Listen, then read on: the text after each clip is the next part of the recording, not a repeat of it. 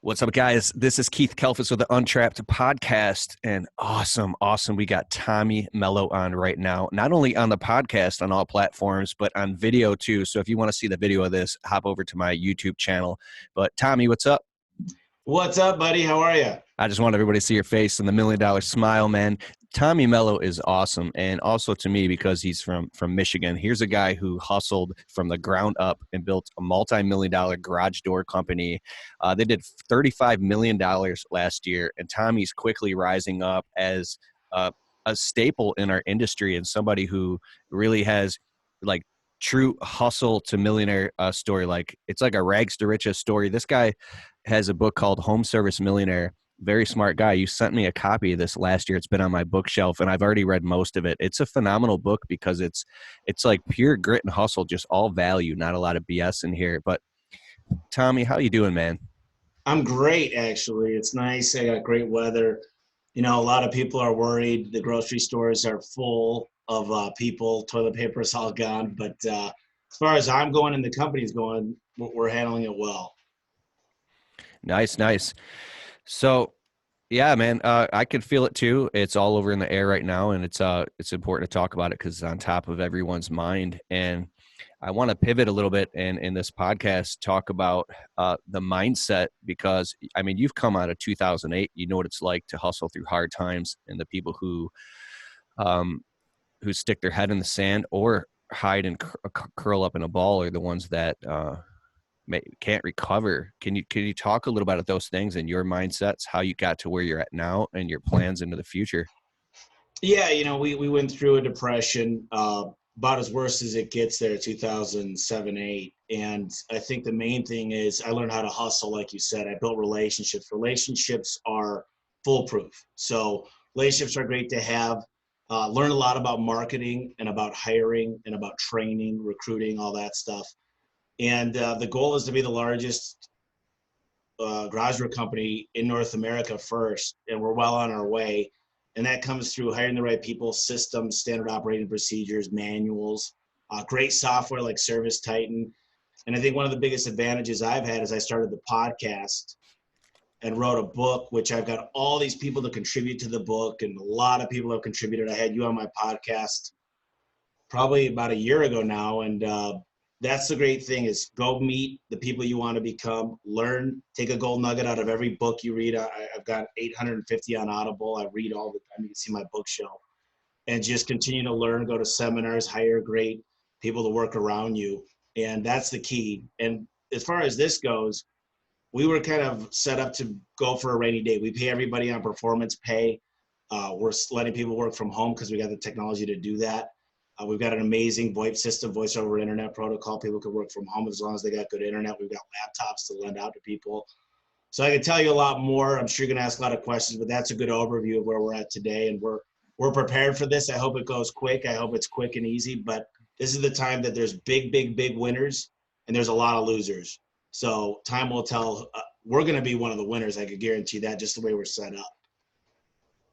Awesome. So because you went through 2008 and you have that in the back of your mind and everything that you do, probably, I know that I do, but it's the difference between, and that's a huge point right there because your mindset is rooted in the right place. You're thinking about the ups and the downs.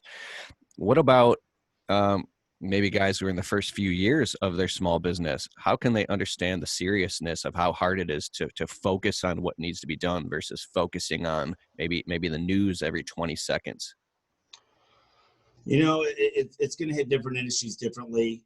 We've got a global economy. We've got a supply chain. China was hit bad. That's going to affect a lot of things that are, as far as our receivables. I talked to a buddy of mine, one of my vendors actually in San Diego. He said there's more ships on the port that aren't getting emptied than he's ever seen before. It's going to be a trickle-down effect. So you got to start thinking right now about some of the things like your vendors, extending your payments. Don't pay towards principal right now. Be cash strong. Get with the SBA. The SBA is going to be coming out with a really good loan to get by the short term. Be on top of this. Don't borrow the money when you need it. Borrow the money before you need it. Cash reserves are great. I know people didn't plan for this, but in the future, what I've learned is always to have cash. We've got a lot of cash on hand. We're ready to loan people money. We're really promoting a healthy environment, but we're sending out messages every day, but more importantly saying we're prepared. We're optimistic. When this ends, we're going to be firing on all cylinders. We're looking for those guys that want to work early mornings, stay late nights, work weekends. There's people that are going to come out of this and want to sell. They're going to say, I'm not going to go through this again. They're ready to retire. They lost everything. Look, the Dow today, it's fluctuating between 20,000 and 21,000. It was at 28, 29. People lost a third of their money. A lot of people, the crypto's way down. Interest rates are really low. Stuff is just changing, and it's those who panic that make the biggest mistakes. They say sell when everybody's buying, and buy when everybody's selling. And I've been buying this last week, and I'm going to continue to buy on the way down and continue to buy on the way up, and then I'll sell. And I'm not looking for a fast flip. I'm looking for long-term gains. And if you look at Warren Buffett, he made all his money in a recession. If you look at, I hate to bring it up, but Donald Trump bought a lot of the real estate when it was really cheap in New York, and then it's worth a ton of money now. So, yeah, I read in his book, The Art of the Deal, he bought 40 Wall Street skyscraper for $1 million, and then within 24 months, it was worth $200 million. It's crazy. It's insane that you'll never see stuff like that again in history, but it looks like now we're seeing things like that. So what is it about you and your mindset and your ability? So some guys can't think past maybe $500,000, where other guys are $1 million. I'm really fascinated by this, and I really want to ask you this, and for the guys that watch and listen to my podcast as well, is you can't hustle and work your ass off. You can't hustle to 35 million as far as just working 100 hours a week. There has to be a completely different mindset for you to get to the point where you're even paying attention to the market like you are. Can you talk about some of the key points in your life and in your journey that helped you have these huge insights to say, oh, I got to start thinking differently? Like, what does that look like? There's a lot there. I would tell you this. There's certain things that are going to be catalysts for your business. I think having that number one person, there's a visionary and an integrator relationship. And I'm more of the visionary, and I needed to find an integrator. He came aboard, Adam, in 2015. He's more day-to-day operations. I told him when he started, he's going to be the bad guy. I'm going to be the good guy. I've got a vision, and the vision has changed from 100 million to $1 billion. So your mindset needs to be, instead of, well, $1 billion, 2 years ago, everybody would have looked at me and laughed and said, you're freaking nuts. But I look at $1 billion, and then I work back and I say, well, how many technicians do I need? How many jobs do I need? Technicians and jobs. Now, there's a lot of fundamentals, booking rates, average tickets, conversion rates, all things that go into that. But I basically said, okay, I need to set up a system to get to 50 guys a month onboarding. I need them to do 500,000 a year, which that number is going up. And I need to do that for 3 years, and I'll have over $1 billion company. So then you got to start thinking about, if that's your mindset, how are we going to go into cities? How are we going to take market share? How are we going to do acquisitions? What kind of marketing is going to deliver calls under $100? How do I improve conversion rates, keep customers coming back, sell service agreements? All these things come from setting a goal and working backwards. And don't settle for little goals. Every time there's a new goal, every year I reevaluate and say, you know what? What do we need to do really? We need to be a recruiting machine. We can't just be putting an ad in Craigslist and these different job boards. We have to go recruit. So I look for amazing people, and I teach them the skill. And I used to think hire a salesman, teach him the service side. Now I'm kind of hire the person. Get somebody that's really great, that smiles a lot, that's got enthusiasm to work hard. They pick up stuff. Even if they're not good with a drill, they'll learn it. And if they're not great at sales, I've made sales into a procedure. It's not, you don't have to be a used car salesman. It's simply follow my 8-step sales process, because it works every single time if you follow it and learn it. And another catalyst for me was getting the right software. The software is now the operations of the company. We use ServiceTitan. There's a lot of great CRMs out there. We use Paylocity for payroll that does a lot of stuff. It upgrades our manuals every month. People have to sign off whenever we update anything. Online signatures to make sure everybody and all the staff's getting paid correctly. We use some other stuff like Power BI to see deeper insights of the company. I like to look at a graph and see a picture of what's going on with the entire company, with all this different things like balance sheet. We got income statements, P&L. So I don't know what the biggest catalyst was: getting my number one guy, building the amazing team, and getting a software to know what's going on at all times within the business, and making sure that you can't fool the system. So right now, payroll takes us about 2 hours every other week. It used to take us 40 hours a week. So the software has actually gave us that competitive advantage. And I think marketing is a big advantage. And then sales, we're not cheap. People want it done fast, they want it done right, and they want it done cheap. You can only get 2 out of the 3. You'll never get all 3. So we decided we're going to be fast. We're going to do the job the best of our ability with the most expensive, longest warranty parts. We're not going to be the cheapest, but we're going to be the best value. I'm letting all that sink in. I'd like 5 questions and you answered all of them while dude, it's good. I like it. And because I was talking about one thing that popped up in my head that pops up in people's heads that are smaller is the man-hour rate and making sure there's enough profit margin so they don't get trapped. And it sounds like you talked about building, starting from the end, the vision, and working your way backwards. What do things need to be? So,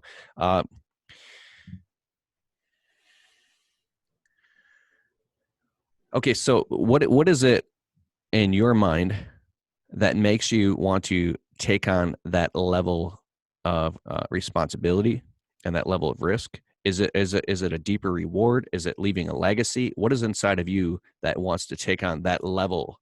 And like, what's going on in your head? Well, if I struggled to get where I'm at today, I would probably want to exit a lot sooner. But the problem is I still think we're in the fetal stages. I look around me and I see a bunch of people ready to retire. I see people saying it can't be done in this industry. I see people saying you can't charge this much, but I haven't seen the numbers change since 1990. So we've got 5-star reviews everywhere. We make sure customers are happy. We're not a wham, bam, thank you, ma'am. All of our trucks are $50,000 trucks. We show up when we say we will. We do driving record, drug test, background check, make sure that people are approachable, who you work with, you'd have around your family. And we're really nice to people here. It's a pleasure to work with us, and it's a pleasure to work with our customers. And everybody here's our internal customer. So we have to be great leaders. And for me, I saw an opportunity to take this whole industry, and it's not just me, it's everybody around us. It's our vendors. It's the different companies we work with. And we're at these shows every year. We just went to the International Door Association. We meet a lot of companies. I hope garage door companies listen to my podcast. I'm there to let them come in and see what I do. I don't need to lie, cheat, or steal. People think that I got this secret, we do this, we do this, we do this. And I see these guys on Facebook and these forums, and they're so happy when they could fix a 1962 opener instead of just replacing it. And they're so happy because they're all technicians. I had Michael Gerber on my podcast a couple of weeks ago, and they're all great technicians. They haven't learned to be a manager or an entrepreneur. The entrepreneur in them went out and said, let's start a business. The reason why they started a business is because they said, I want financial freedom. I want to be my own boss, and I hate working for somebody else. But there needs to be a deeper why than that. I want to create something that no one else has ever done, and I've got the capacity to do it now. And then on top of that, people ask, well, who do you have around you? Who's your family? I said, my mom and dad are supportive. I have a sister. I'm not married. I don't have kids right now. I want to get married and have kids. But what I would tell you is the significant others, just remember why you started. It's not so they could work for you. It's not so you could hide and not pay your taxes. It's not so you could work from home. You started the business to make their lives better and give them more time of you around with your kids. You didn't start a business so you could work 80 hours a week, not have vacations, and basically want to kill yourself because you've got a glorified job. You're not making money. And people say, well, I made $200,000 last year. I'm like, well, how much did the company make? Well, what do you mean? I'm like, well, you could pay yourself $200,000 and the company should still make 5 to 20% depending on the industry and the home service.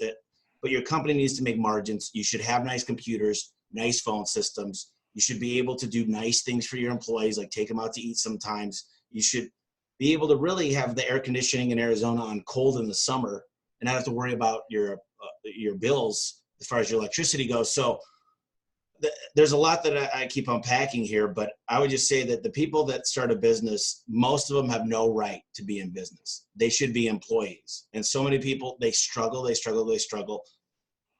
I'm not trying to toot my own horn. I got a master's degree in business, and most of that is not even applicable.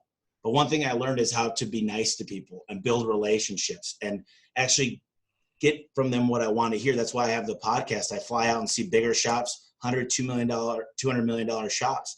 And I take pages and pages of notes. More importantly, I go and I start what they taught me. I say, wow, we need to have a process for apprentices, then move them to junior tech, then senior tech, then field supervisors. We need to have managers doing this, this, this, and this. We need to have key performance indicators. We need to set goals higher. If you were to tell me, let's move up 10%, I'd laugh at you. I don't want 10%. Eventually, we're going to start growing in hundreds of percentiles again, but it starts with this.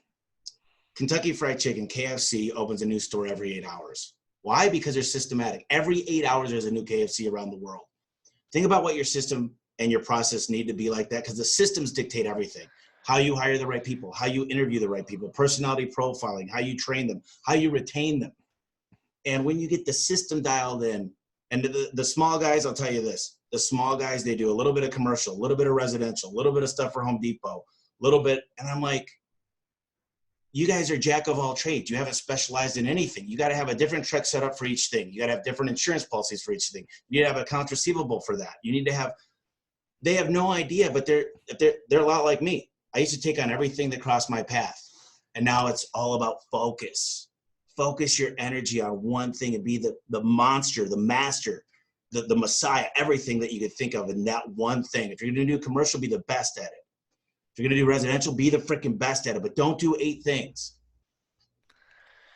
Like I said, I go on a lot. I'm sorry. That's good, man, because that's like the exact opposite of guys that are just getting started.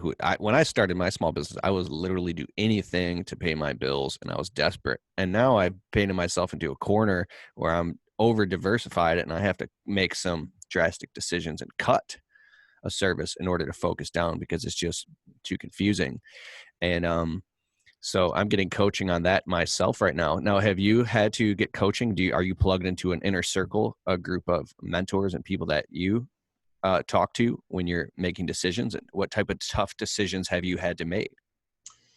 Yeah, first and foremost, I've definitely had consulting done. I usually have at least one consultant at all times, specializing in different things. The next big thing for me is acquisitions. So I find masters of the trade, and the podcast has really given me a good lever to meet these people.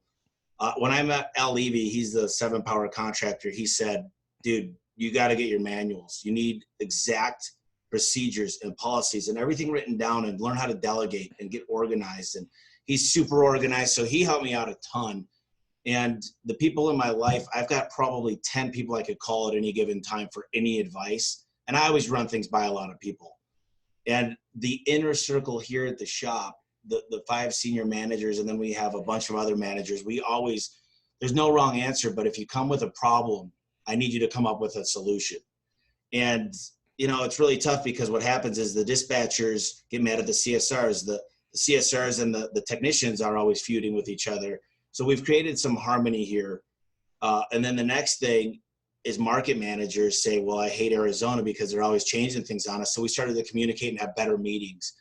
And as you figure out one thing, you kind of, my whole philosophy has been nail it and scale it and make it work in the hub and then make the spokes follow.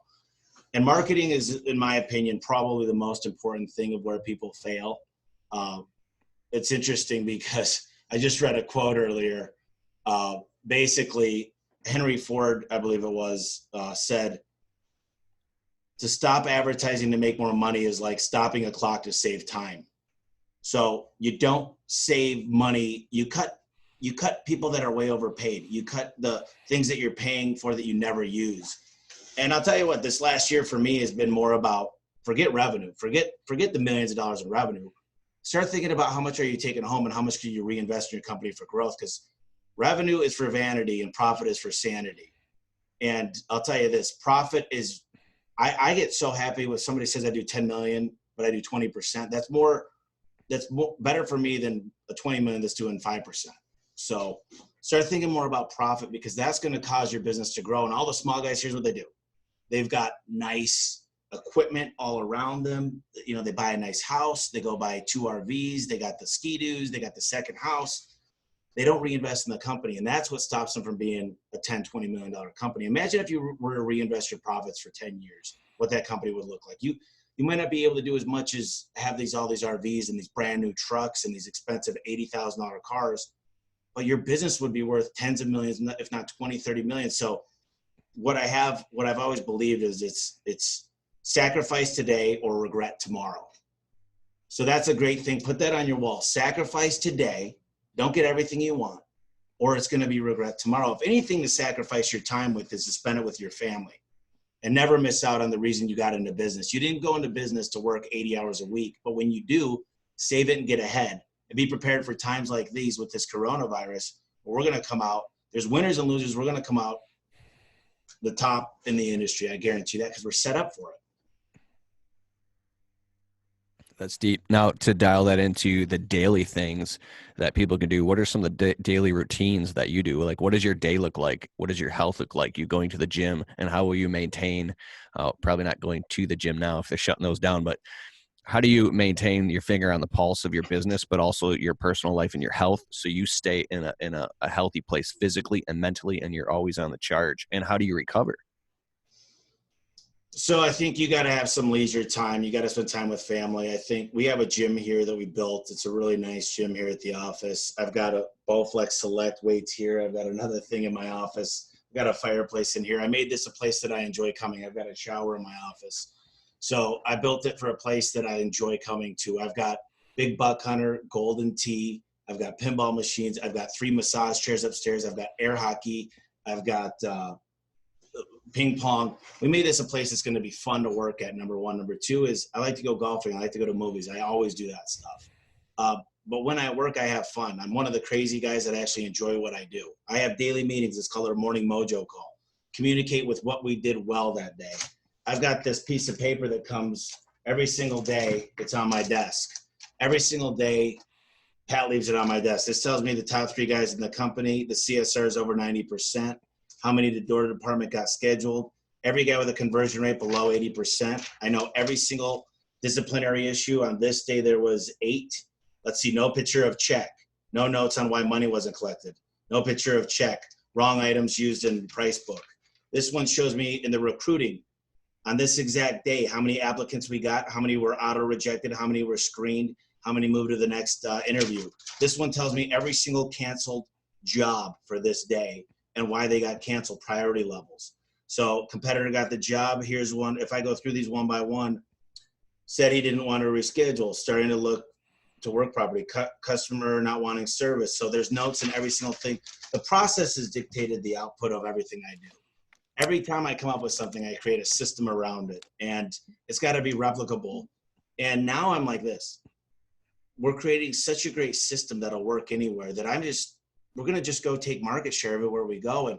And my hope is this. People want to join us rather than be our competitor, because I invite them in. I had 30 other garage door companies in here. I showed them my CRM. I walked them around. I showed them our training center. I have nothing to hide. And I think the fact that we're open, we're telling everybody what we're doing, we're not keeping a secret and trying to come in and steal people's income. We're coming to say, join us. Let us teach you. We're not your enemy. We're your friend. We're your ally. We're trying to improve the whole industry. Wait, I want to interject. You just gave me kind of an aha that I want to share and dial into a little bit. When you were reading that off on the paper, how you've got all this systematized, there's this tone of voice that you had that, and for you guys listening, listen to this. What I see is like, what if your laundry hamper was right there, but you kept taking your clothes off and throwing them on the floor next to the hamper, and then later on having to pick them up and put them in the hamper at some or throwing them on the floor, you would just get a hamper and put them there. It seems to me, and there's things that I've put into my business, some marketing systems that we're working on, that are already implemented, and we're working on more now, because it was such a pain in the ass and a hassle to manually do all this stuff. I'm like, wait a second, these softwares are available. I just need to take the time and get in and dig into the stuff. And now I'm so glad we did it. But to you, it's like, it's stupid or very inefficient to do it the other way. And it seems like you just keep doing this. And it's like light.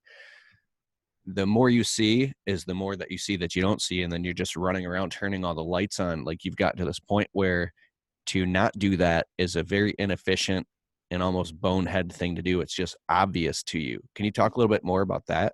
Like, your brain is opened up in that capacity to now where you're like, of course, you know? Yeah, well, there's this.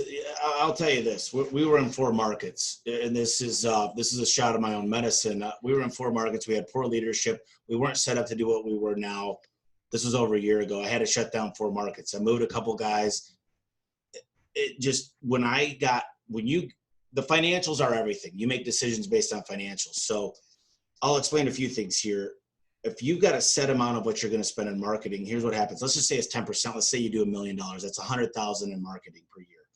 You need to balance that over 12 months. You need to know where you're going to spend it. You need to understand your pay-per-click, how much you're going to put towards organic. Google's God, Google local services. Then you're going to spend it on mailers or radio, whatever you decide. Well, what happens when you reach your budget?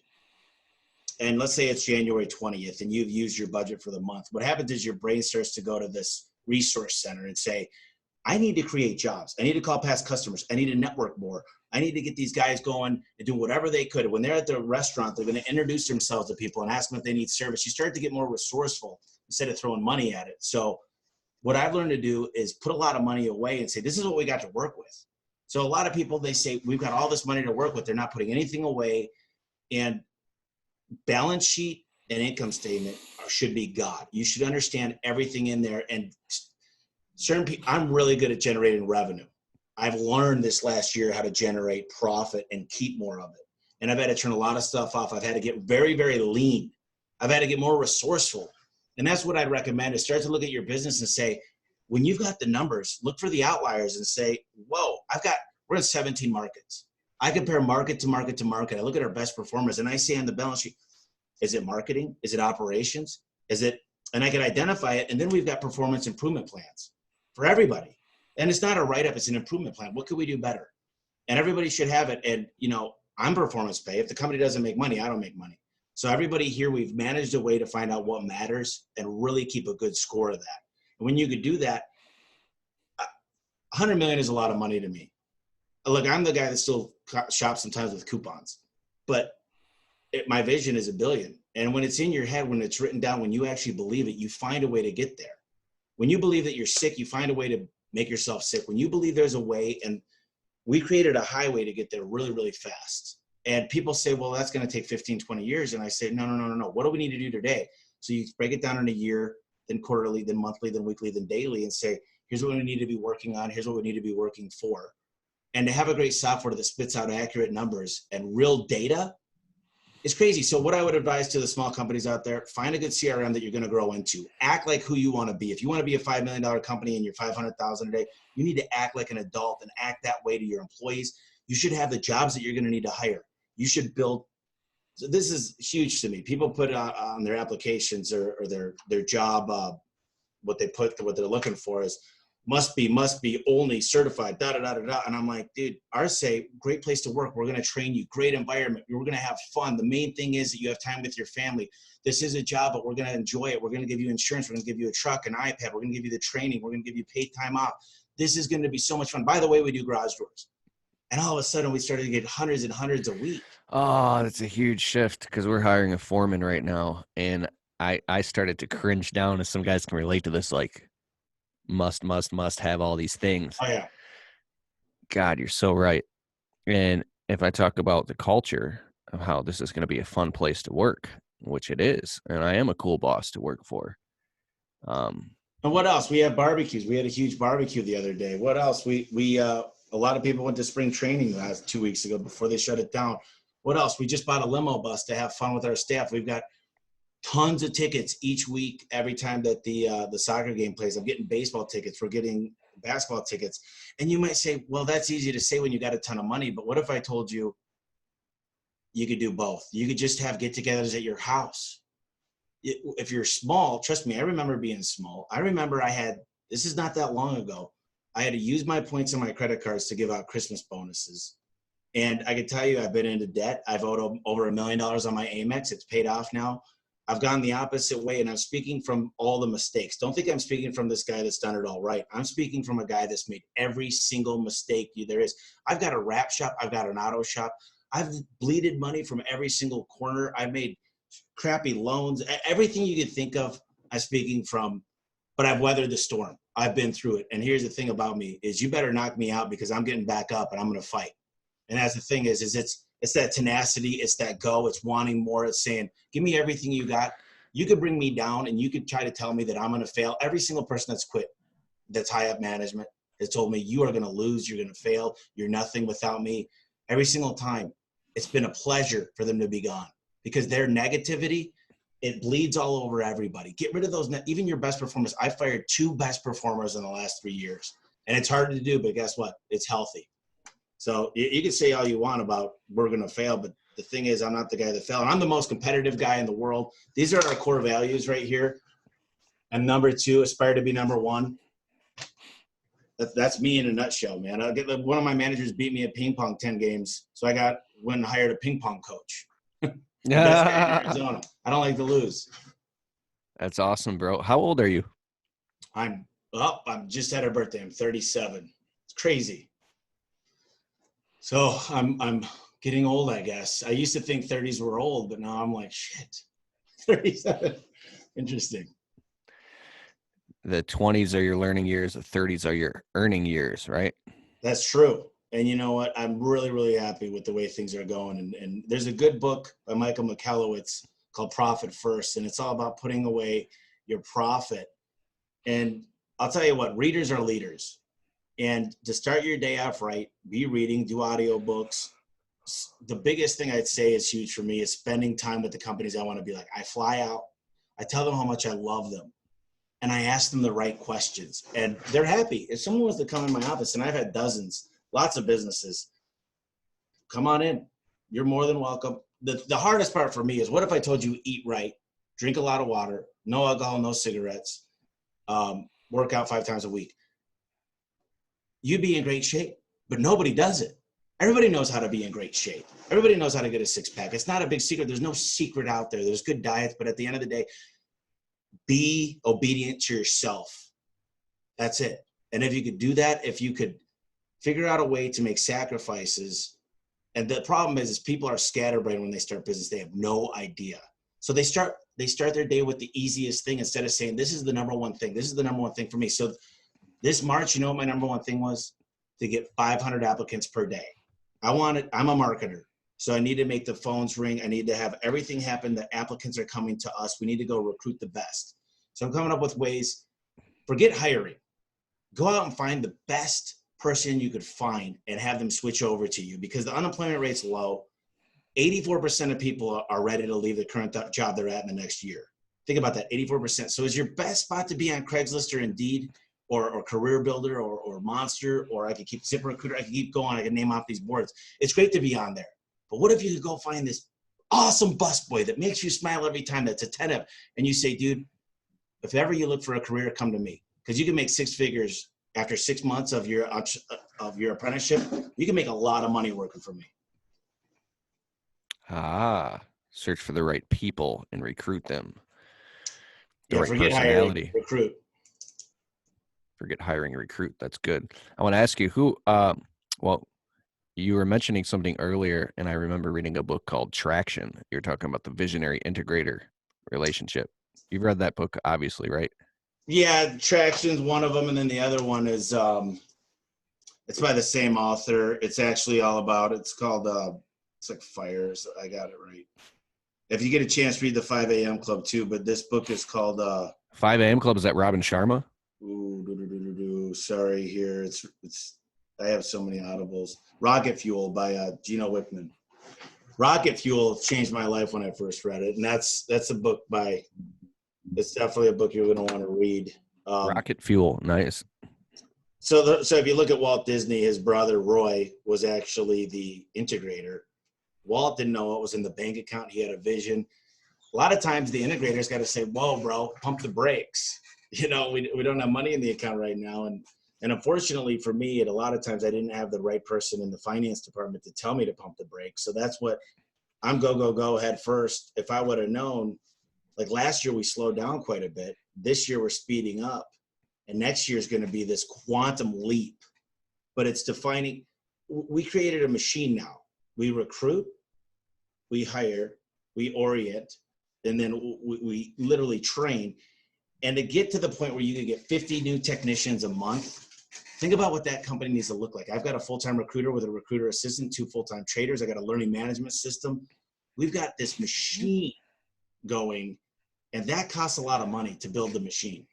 No, this right here, as you talk about it, I try to put myself in your shoes, and it sounds like that could be overwhelming, how do you communicate with that many people per day? So do you have just a few key people you communicate, or do you focus on one thing at a time and you build it out?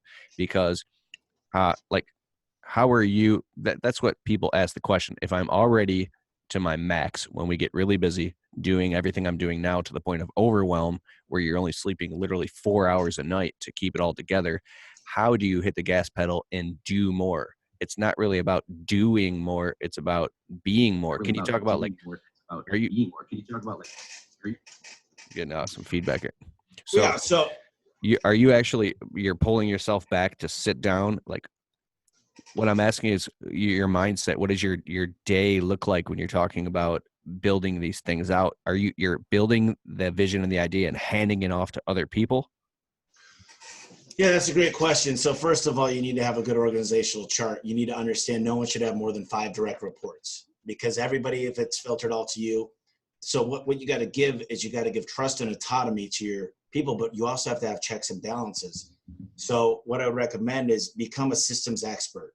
There's a good book called The Toyota Way, but learning how to delegate properly is half the battle. I delegate a lot. We have a lot of meetings, but understanding where my roles are, I focus on my strength. If you ever listen to Gary Vaynerchuk, he goes, forget about your weaknesses, hire people around you. I've got an assistant that's more organized and better at time management than I'll ever be. She's amazing. I give her way too much stuff probably, but she handles it all. She does well. We connect on the same level. I've got people that I've got a head of every department. So I've got the recruiter, then I got to talk to my marketer, and I got to say, hey, my marketing manager, what do we need to do here? But I'm bringing on new resources all the time. I'm bringing out ways. So one of the things we found that Discount Tire is a great way to find an amazing, we've got guys that work at tire places. It's great. They're the best at what they do. They know how to sell. So what I did is I've got a scraper being built to pull every single Discount Tire off of LinkedIn and Facebook. And then we run them through with this thing called a skip tracer. It's 15 cents per contact. And I'm sending them a handwritten letter saying, I want them to work for me to their house. Now, this is crazy. You say, wow, what the hell is this guy talking about? But because I've learned a lot, and because I've learned softwares and ask a lot of questions, I ask a ton of questions to people that are good at marketing and doing different things. I've learned how to do that. So you should have your 5 big things you're focused on this month, and you shouldn't let anything get in your way until those are finished, or at least to the finish line. Nothing's ever finished. The problem is most guys hit the finish line, but it doesn't stay implemented. So figure out a way to keep it implemented and move on to that next thing. All right, that brings me to the next thing, and this might be one of the most powerful points of this whole podcast. Tommy's ability to say no. How did you learn how to say no? Like, what do you say no to, and how often do you say no? So I'll tell you what, that's a really interesting question, because I used to be the guy it's so easy to say yes. It's so easy to say yes because there's so many good ideas out there. And I'm really good. If I put my mind to it, I know I could accomplish it. So saying no, kind of in a way, to an entrepreneur like me, the shiny light guy, is saying no means I'm failing. But what I realized is keep your eye on the ball. Look, here's a simple math. Okay. Today we're going to do, let's just say we do 150,000. Let's say we're at 15. Let's just say 20% for easy numbers profit. 20%, that's $30,000 today. Now, there's what's called goodwill, that I could go do stuff because I meet people, like podcasting and reading books and going and doing an entrepreneurial speech or a keynote. Some people are like, well, you didn't make that much money. But then I ask myself, what is worth my time? Where else? $30,000. Let's just say I work 10 hours a day. I work more than that. Some days I work less than that. Some days I work a lot. So that's $3,000 per hour. So with $3,000 per hour, what else can I be doing other than focus on the major things to grow this company, whether that be marketing?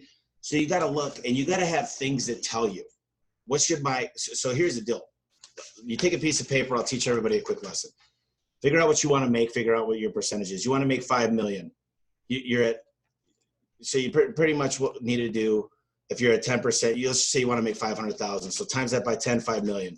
Give me your average ticket, $500. Then you're going to want to do this. You're going to want to say, what's your conversion rate when you're face to face?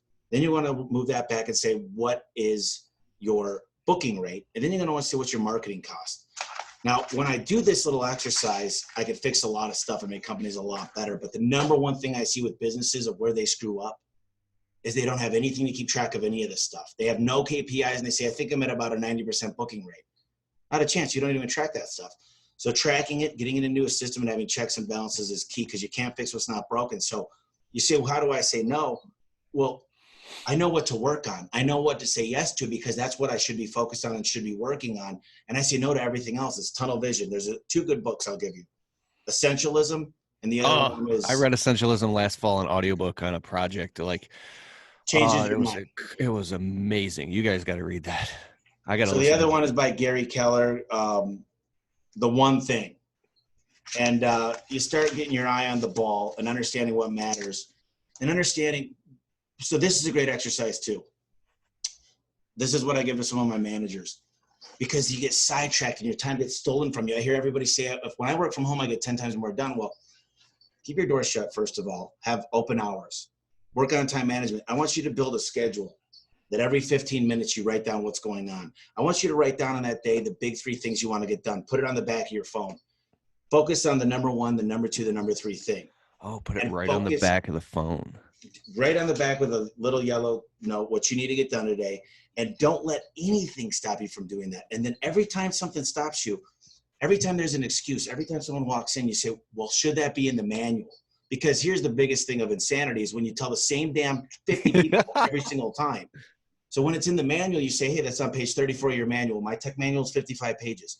Everything that you need to know, except for, well, what happens if a worm comes, the weird crap. But build a manual with all the answers. Let people know how to win the game. Go performance pay, and focus on what's going to make a difference in your business. And learn one thing. Learn how to get stuff done. You see, I used to not spend a whole lot of time in college. I used to go to rate my professor. I was pre-dental. I took organic chemistry, biochemistry, anatomy, physiology. I went to 5 different community colleges to take those because I found the easiest teacher in each one of them. I figured out how to get to the answer I wanted faster. If I needed to get a B, I figured out how to get a B. If I wanted an A+, I found the teacher to give me an A+. So you got to think smarter, not harder. And learning to say no, it's something I still struggle at. It's something every entrepreneur is going to struggle at. Managers are good at saying no. Technicians are just hard workers, and they want to fix everything, and they don't understand key performance indicators, which lead them to get better. The definition of insanity is you keep doing the same thing and expecting different outcomes. And most people do this in business, and they just don't get ahead until you stop and smell the coffee and say, this is what's going to fix my business. That's good. That's good, bro.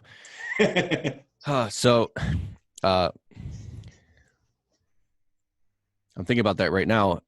In 2019, I got really, really focused and found some skills inside of me, things that I wanted to bring to fruition that took a lot of discipline. And moving into spring of 2020 here, that too. And I have these back end guilt things because I have Tuesday night date night with my wife, and now I'm going to have to create some other key things in the week that certain things get done on those days, no matter what.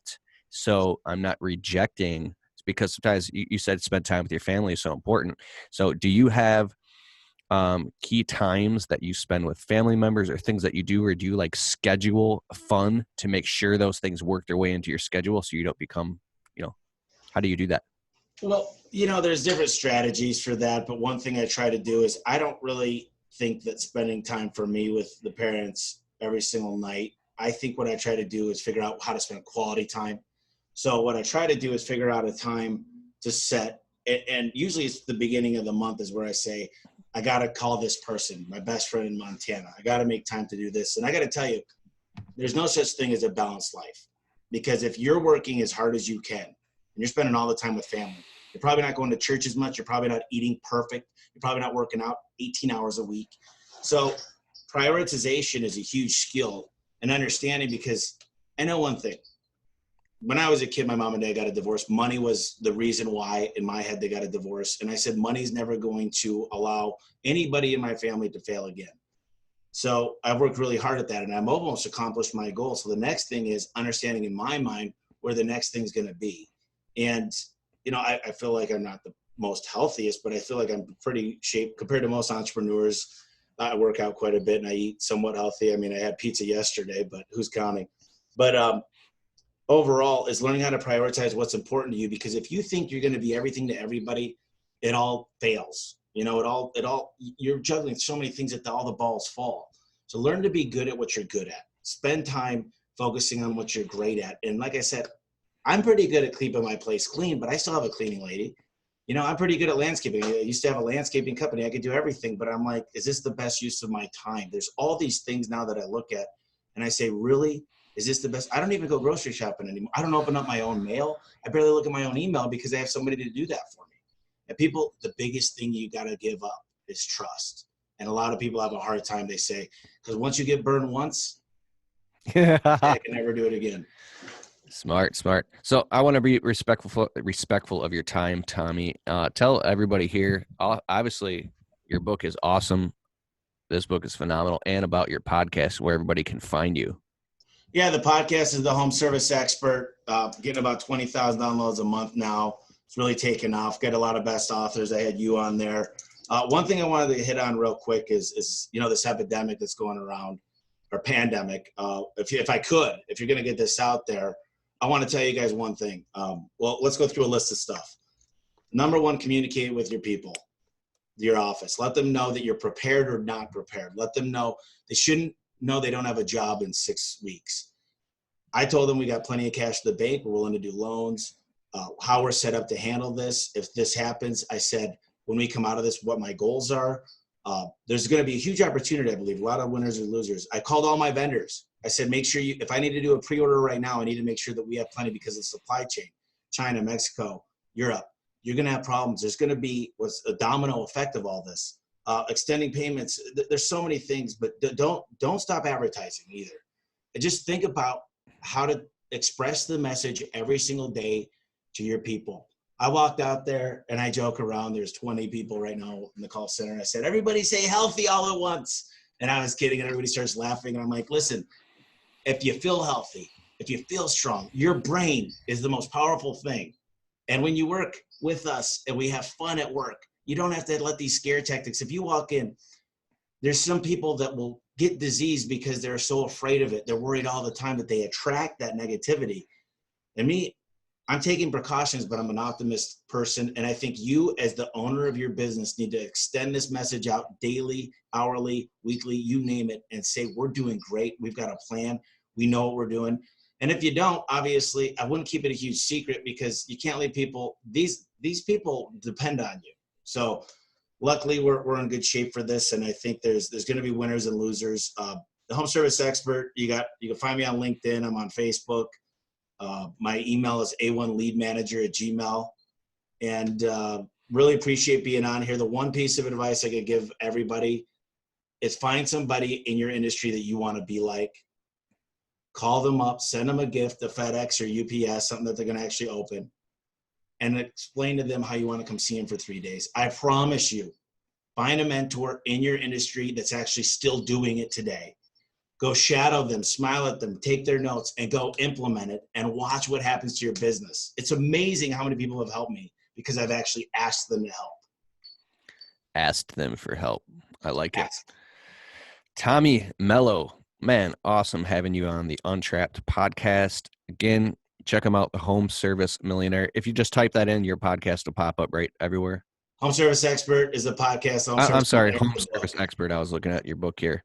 The book is on Audible. It's way better. I did it myself. I had fun doing it. So I listened to one podcast of you for like 2 hours straight last year.